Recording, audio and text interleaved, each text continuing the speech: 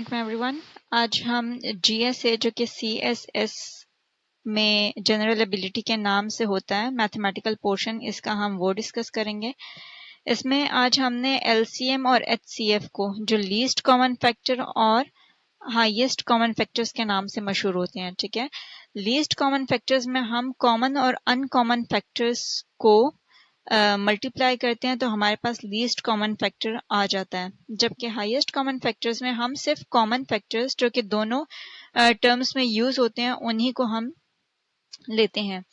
दूसरा, highest common factors में least common factors जब हम फाइंड आउट करते हैं तो उसको दूसरे तरीके से किस तरह फाइंड आउट कर सकते हैं कि जो आपका HCF है जिसमें आपने कॉमन फैक्टर्स लिए हुए हैं उनको अपने बाकी जितने भी अदर फैक्टर्स हैं उनके साथ आप मल्टीप्लाई कर दो तो आपका लीस्ट कॉमन फैक्टर आ जाता है।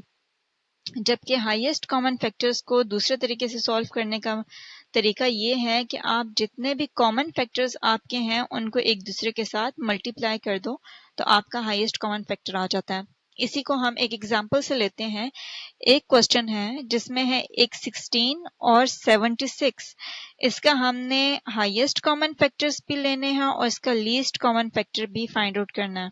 तो उसको फाइंड आउट करने के लिए जो हमें तरीका सिखाया जाता है छोटी क्लासेस में, दैट इज कि आप एक इस तरह की डायग्राम बना लो और इसमें आप 16 को इनपुट दे दो, ठीक है। जो आपने लीस्ट और हाईएस्ट कॉमन फैक्टर आपने फाइंड आउट करना होता है और इसी सेम तरीके से आपने 76 का भी लीस्ट और highest common factor find out करना है।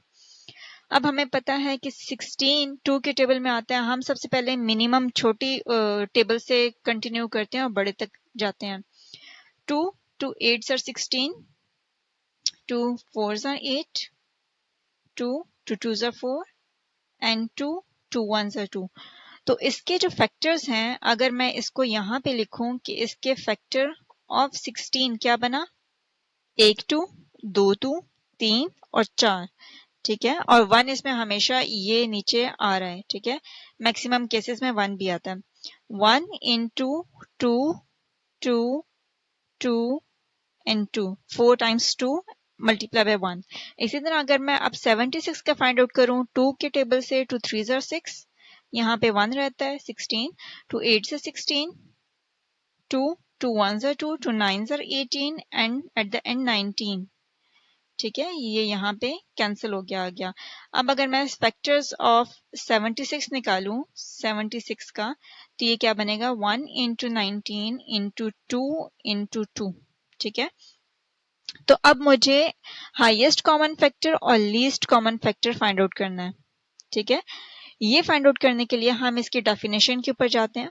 हाईएस्ट कॉमन फैक्टर क्या कहता है कि कॉमन फैक्टर्स, ठीक है, ये निकाल लो। और लीस्ट क्या कहता है कि कॉमन और अनकॉमन दोनों निकाल लो। तो अगर मैं कॉमन फैक्टर्स निकालूं जो कि मुझे HCF कहता है, तो कॉमन फैक्टर क्या है, इसमें भी 1 है और इसमें भी 1 है।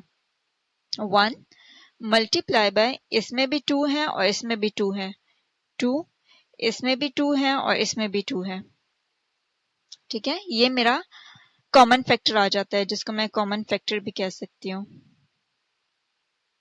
और दूसरी साइड पे मेरा लीस्ट या अनकॉमन फैक्टर क्या है रह जाता है। अनकॉमन फैक्टर्स में मेरे पास अनकॉमन में रह जाता है, ये भी कैंसिल हो गया इसके साथ, तो 2 into 2 into 19, 2 टाइम्स 2 और एक 19 रह जाता है। अनकॉमन और कॉमन फैक्टर्स आ गए। अब इनके डेफिनेशंस के अकॉर्डिंग हम LCM और HCF फाइंड आउट कर लेंगे। HCF तो मेरे पास आ गया। अब LCM फाइंड आउट करने के लिए जो HCF है मल्टीप्लाई बाय अनकॉमन, ठीक है। तो 1 मल्टीप्लाई बाय 2 मल्टीप्लाई बाय 2 ये HCF हो गया। मल्टीप्लाई बाय अनकॉमन फैक्टर्स में ये है 2 into 2 into 19। तो ये ओवरऑल अगर मैं इस तरह करूं तो ये 16 into 19 बनेगा, which would be equal to 304। तो आपका ओवरऑल जो फैक्टर का आंसर है वो 304 बनेगा। Thank you for watching.